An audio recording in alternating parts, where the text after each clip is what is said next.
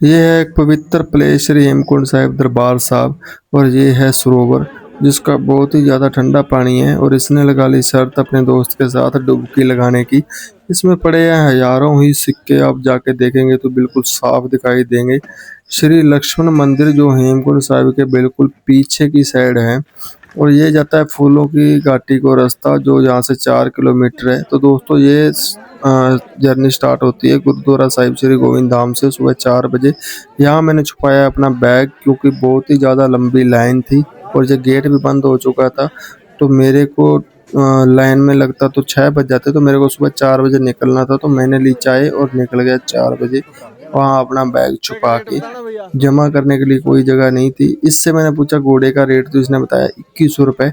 अगर आपको जाना है घोड़े पे चढ़ के तो यहीं से ले लें, रास्ते में भी आपका 2100 रुपये ही लगेगा, ज़्यादा से ज़्यादा 2000 रुपये ले लेंगे, भले ही 1 ही किलोमीटर बचाओ। और एक चीज़ मैं आपको बहुत दिखाता हूँ यहाँ पे जो मुझे अच्छी नहीं लगी। यहाँ पे एक लेडीज है जिसने एक छोटी बच्ची को मारा क्योंकि वह टोकरी में नहीं बैठ रही थी। लड़का तो बैठ गया बट लड़की नहीं बैठ रही थी। ये जो बैग के पीछे है इसने चाटा मारा लड़की को। मैं आपको वो लड़की भी दिखाऊंगा बट ये लड़की की उस लड़की की माँ नहीं है। हो सकता है इस लड़के की माँ हो बट उस लड़की की माँ नहीं है। तो यार ये चीज़ मेरे को बिल्कुल अच्छी नहीं लगी।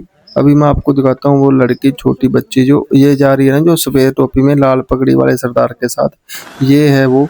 क्योंकि बाद में इसकी मम्मी भी आ गई थी तो इसकी मम्मी के साथ भी झगड़ने लगी कि ये टोकरी में नहीं बैठी।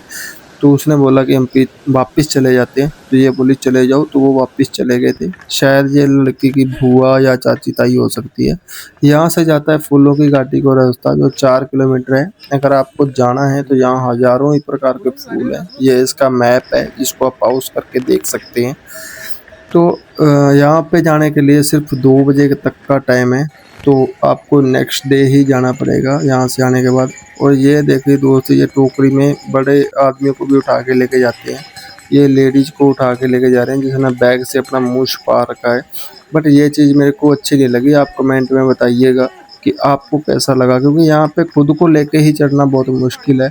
और इससे मेरी बात भी हुई थी, ये बोले कि भाई हमारी मजबूरी है यहाँ से चढ़ना, क्योंकि चढ़ने वाले तो चढ़ते हैं भाई। ये माता जी देखिए जिसको चलने में बहुत ही ज़्यादा दिक्कत हो रही थी, इसने 2 लाठियाँ ले रखी हैं और ये ऐसे ही चल रही है। इसको ऑफर भी किया था एक सरदार लड़के ने कि माता जी अगर आप घोड़े पे चढ़ना चाहें तो मैं पे कर दूंगा, आप चढ़ जाओ। बट ये बोली कि मैं पैदल ही जाऊंगी, मैं किसी पे बोझ बनने के लिए नहीं आई। तो ये चीज़ मेरे को बहुत अच्छी लगी कि आपको जाना है तो अपने आप में जाएं, वरना हेलीकॉप्टर भी जाता है। हेलीकॉप्टर से आप जा सकते हैं, उसका इतना खर्चा नहीं है, सिर्फ 7,000 7 या 8 हज़ार रुपये है। आप हेलीकॉप्टर करके यहाँ से जा सकते हैं दोस्तों। ये है वो लेडी, तब इसने बैग से मुँह छुपा रखा था बट मैंने इसकी फिर से वीडियो बनाई। आप देख सकते हैं कि ये पैदल चल सकती है या नहीं चल सकती। बट मेरे को बुरा लग रहा था यार। चलो कोई बुजुर्ग आदमी हो वो तो है कि भाई उससे चला ही नहीं जा रहा, ये तो लमसम 40 है और चढ़ सकती है। ये है गोविंद धाम, यहाँ से हम चल के आए हैं और लमसम 1 घंटा हो गया और हम यहाँ तक पहुँचे हैं दोस्तों। गोविंद धाम से जो पीछे का रास्ता है ना वो थोड़ा इतना मुश्किल नहीं है, क्योंकि वहाँ प्लेन भी आ जाता है, कई बार ढलान भी आती है। बट ये बिल्कुल खड़ी चढ़ाई है।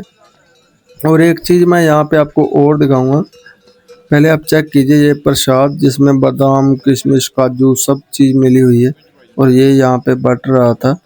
तो मैंने यहाँ से प्रसाद लिया और आगे की चढ़ाई स्टार्ट की, जिससे मेरे को बहुत ही ज़्यादा स्टेमिना मिली। और ये मैं आपको दिखाने वाला था कि ये 4 लोग एक आदमी को उठा के ला जाते हैं। यहाँ तक ये चीज़ कुछ मेरे को ठीक लगी कि चलो ठीक है यार, इनका दुगना रेट है उस टोकरी वाले भैया से। और ये भाई अपनी मस्ती में चलते हैं, सॉन्ग चला के चलते हैं। इनके पास छोटा गैजेट होता है जो फ़ोन से कनेक्ट हो जाता है, उसमें ये गाने सुनते हैं। आम यह समझ में नहीं आता, पता ही नहीं कौन सी लैंग्वेज में है, तो ये गाने सुनते हैं और चलते जाते हैं। इनके पैर चेक कीजिए दोस्तों, जैसे कि एक परेड होती है इस तरह से बिल्कुल सेम स्टेप होते हैं चारों ही लोगों के। और भाई इनकी टांगें तो बाकमाल है भाई, मैं देखता ही रह गया, नज़र ना लगे इन भाइयों को। ये बिल्कुल ऐसे ही चलते रहते हैं और चलते ही रहते हैं, लम्स में 1-2 स्टॉप ही लेते हैं। और सुबह सुबह का मौसम दोस्तों बहुत ही ज़्यादा ठंडा था। आप चेक कर सकते हैं। और अगर आप आएँ तो प्लीज़ स्वेट ज़रूर पहन के आएँ, क्योंकि बहुत ही ज़्यादा ठंड है और यहाँ पे हाथ-पैर सुन्न हो रहे थे। स्नोफॉल भी हुआ था, मैं लमसम जुलाई महीने में आया हूँ यहाँ पे और बहुत ही ज़्यादा स्नो हुई थी, ये आप चेक कर सकते हैं।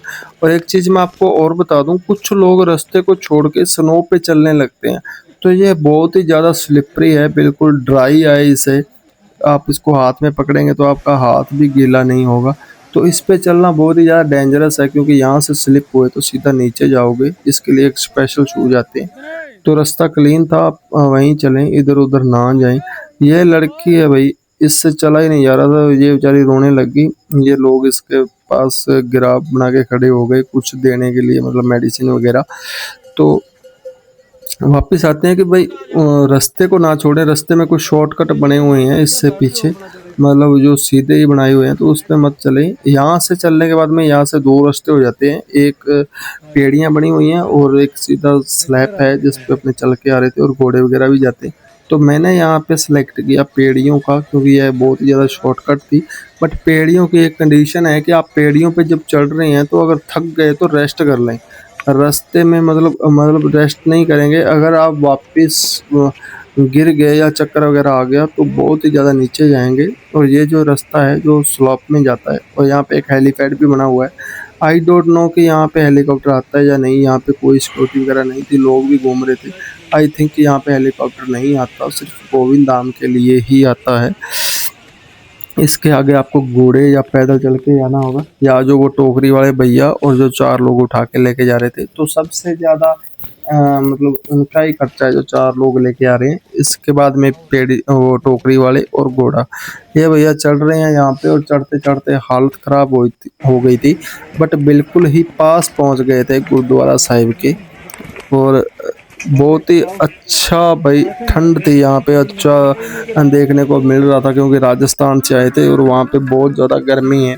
और ये जो सामने बिल्डिंग दिखाई दे रही है, ये है गुरुद्वारा श्री हेमकुंड साहिब की। और ये आप पहली झलक यहाँ से देखिए भाई, सुकून आ जाता है, सारी थकान बंदा भूल जाता है। यहाँ में मैं पहुँच गया था लमसम पौने 11 बजे और मैं 4 बजे चढ़ाई स्टार्ट की थी और मैं आराम-आराम से चढ़ा था, बिल्कुल छोटे स्टेप के साथ। और कुछ लोग तो यहाँ पे आते हुए आराम करने लग जाते हैं, बट मैंने आराम नहीं किया, क्योंकि मेरे को जल्दी से जल्दी वापस जाना था। तो मैं यहाँ पे पहुँचते ही भाई पहले तो चारों तरफ आप चेक कीजिए, और यहाँ पे लकड़ी की फ्लोरिंग है पूरे गुरुद्वारा साहिब में, जो कि ज़मीन से थोड़ी ऊपर है, ताकि पैर वगैरह ठंडे ना हो। और ये है भाई लंगर हाल, यहाँ पे चाय और खिचड़ी का लंगर था, तो मैंने यहाँ से पहले तो 2-3 कप चाय पी, क्योंकि मैंने रास्ते में चाय नहीं पी थी, बहुत ही ज़्यादा एक्सपेंसिव थी और अच्छी भी नहीं थी, तो मैंने नहीं पी। और इसके बाद आगे बढ़ते हैं तो ये है गुरुद्वारा साहिब श्री हेमकुंड साहिब। इसकी दोस्तों छत देखिए आप, बिल्कुल टेपर में है। वो टेपर में इसलिए बनाई गई है ताकि जब स्नो पड़े इस पे तो वो नीचे फिसल जाए, क्योंकि अगर सीधी छत होगी तो उस पे स्नो का ढेर लग जाएगा, जो छत के लिए भी सही नहीं है और उसको उतारना भी मुश्किल है। बट इससे उतारना बहुत ही आसान है। और इसके यहाँ पे स्नो गिरने की जगह है, वहाँ पे स्नो के ढेर बने हुए हैं, आप देख सकते हैं, जहाँ पे लोगों ने वो नीचे से जो डंडे लेके आए हैं वो रखे हुए हैं। और आपको डंडे वगैरह यहीं रखने होंगे। यहाँ पे रैंक भी बना हुआ है जूतों के लिए, और एक जोड़ाघर भी है, लगेज रूम भी है, आप लगेज भी वहाँ पे रख सकते हैं। तो लगेज वगैरह जमा करवा के जब आप आगे बढ़ेंगे तो वहाँ पे आता है श्री हेमकुंड साहिब का सरोवर। और वही उसकी तो अलग ही बहुत ही ज़्यादा ठंडा है यार वो पानी। आप हाथ भी उसमें डालेंगे तो वो बिल्कुल एकदम सुन्न हो जाएगा एक ही सेकंड में। डुबकी लगाना तो भाई एक बलिदान के बराबर है, और ये बलिदान आपको देना पड़ेगा अगर आप यहाँ पे आए हैं तो। बस इसके अंदर जाओ, डुबकी लगाओ और बाहर ये लड़का देखना आप, सिर्फ इतना ही इसने जो किया ना बहुत ही बड़ा है, जो आपको लग रहा है कि बस इतना ही, बट पानी इतना ठंडा है कि इतना करना भी बहुत ही ज़्यादा मुश्किल हो जाता है। और इस सरदार जी ने लगाई थी अपने दोस्त के साथ शर्त पानी में डुबकी लगाने की, कि मैं 10 डुबकी लगा के आऊँगा। तो आप चेक कीजिए इसने कितनी डुबकी लगाई, कमेंट में ज़रूर बताना। ये लगा ही रहा है भाई, बहुत ही जिगरे वाला बंदा है, और इसका जब दोस्त आएगा तब देखना वो कितनी डुबकी लगाता है।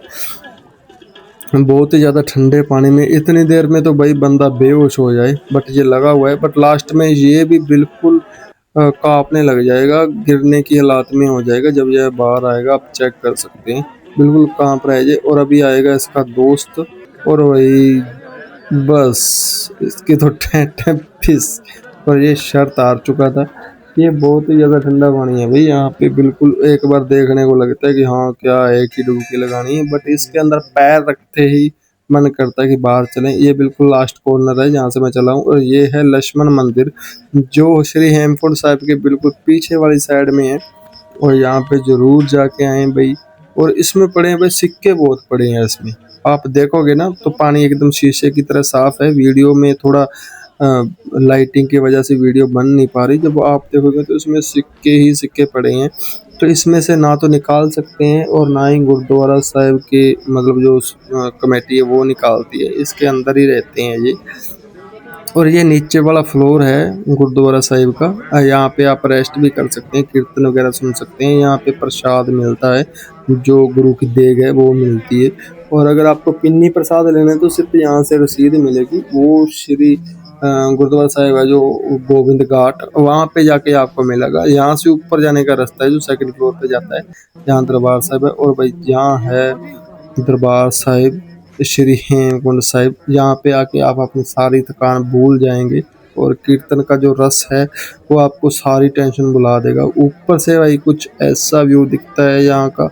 और यहाँ पे झंडे भी लगे हुए हैं चाइना के और गुरुद्वारा साहिब के, जो मेरे को नहीं दिखाई दिए, बट सुनने में और मेरे को किसी ने बताया था कि यहाँ चारों ओर झंडे लगे हुए हैं, जो किसी किसी को दिखाई देते हैं। और अभी चलते हैं भाई नीचे, क्योंकि मैं टाइम वेस्ट नहीं करना चाहता था।